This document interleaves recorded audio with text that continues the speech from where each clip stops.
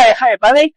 Today we will demonstrate standard steam-mounted air compressor. This is 37 kilowatts, it's 50 horsepower. The air head is handheld, and the motor is jump 10, which is IE4 high efficiency motors. This is the air compressor. The all fats is on the skid with a refrigerated dryer and absorption dryer too. So we use these two dryers to remove the most of our moistures.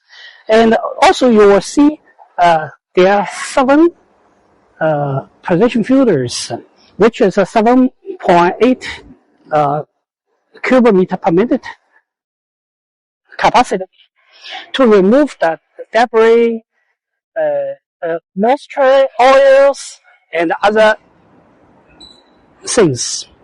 And we have an output of two-way outputs with a pressure meter. So you can use one way or you use the two-way at the same time.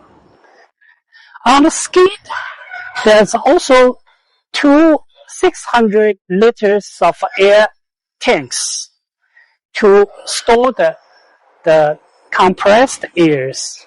And you will see there's another position filters. This is our standard product for the 37 air compression system. So for more information, please contact me or log to my blog at chinacompressor.org. Thank you.